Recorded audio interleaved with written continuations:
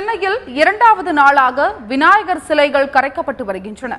இதனிடையே சென்னை திருவல்லிக்கேணியில் இந்து முன்னணி கட்சி தடையை மீறி ஊர்வலம் நடத்தப்போவதாக அறிவித்துள்ளதால் அப்பகுதியில் அதிக அளவிலான போலீசார் குவிக்கப்பட்டுள்ளனர்.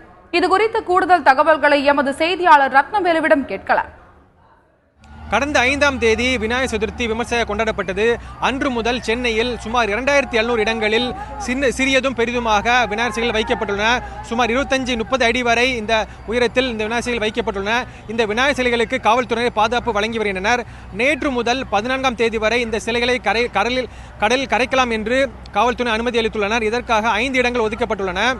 தென் சென்னை பகுதிகளைச் சேர்ந்தவர்கள் நீலாங்கரை மற்றும் பட்டணப்பாக்கம் கடற்கரையில் கரைக்கலாம் என்றும், வடசென்னையை சேர்ந்தவர்கள் காசிமேடு துறைமுகம் மற்றும் எண்ணூர் திருவெற்றியூர் பகுதிகளில் இதனை கரைக்கலாம் என்று அனுமதி வழங்கப்பட்டுள்ளது. இந்த சிலைகளை கரைப்பதற்கு பல்வேறு ஏற்பாடுகளை காவல்துறை செய்துள்ளனர். பெரிய சிலைகளை கரைப்பது சிரமம் என்பதால் கிரேன்கள் மூலம் அதனை எடுத்து கடலில் கரைக்க ஏற்பாடு செய்யப்பட்டுள்ளது. இதேபோல் நீலாங்கரையில் ட்ரெய்லர் மூலம் இந்த சிலைகள் எடுக்கப்பட்டு கடலில் கரைக்கப்படுகிறது. இந்த சிலைகளை எடுத்து வருவதற்கு கடுமையான கட்டுப்பாடுகளை காவல்துறை விதித்துள்ளனர். குறிப்பாக இந்த சிலைகளை குறிப்பிட்ட முக்கியமான சாலைகள் வழியாக மட்டுமே எடுத்து வர வேண்டும் என்றும், தடை செய்யப்பட்ட பகுதிகள் எடுத்து வர தடை விதிக்கப்பட்டுள்ளதாகவும் காவல்துறை தெரிவித்துள்ளனர். சென்னை முழுவதும் இந்த விநாயகர் சிலை ஊர்வலம் மற்றும் கடலில் கரைக்கும் வைபவத்திற்காக சுமார் 15,000 காவல்துறையினர் பாதுகாப்பில் ஈடுபட்டுள்ளனர்.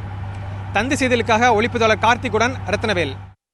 நாங்கள் விஜயராகபுரத்துலேருந்து வந்த பட்டினம்பாக்கத்தில் தான் கரைக்கிறதுக்கு அனுமதி கொடுத்ததால நாங்கள் கோடம்பாக்கம் ஆயுர்வேத ரோட்டில் வந்தோம். எங்களுக்கு அனுமதி கொடுத்ததால அந்த ரோட்டில் வந்தாலும் டிராஃபிக் எதுவுமே இல்லை, எல்லாம் பக்கா க்ளீனாக இருந்தது. எங்களுக்கு இப்போ நாங்கள் வந்து க்ரேனில் மூலயமா எங்களுக்கு உதவி பண்ணாங்க. எங்கள் வாலண்டியர்ஸ் இருந்தாங்க. அந்த வாலண்டியர்ஸ் எல்லாம் சப்போர்ட் பண்ணதால் நாங்கள் ரெஜிஸ்டர் பண்ண உடனே அவங்க வாலண்டியர்ஸ் கொண்டு போயிட்டு கடலில் கரைச்சிட்டாங்க. காவல்துறையினர் ரொம்ப அருமையாக எல்லாம் வசதியெல்லாம் பண்ணியிருக்காங்க.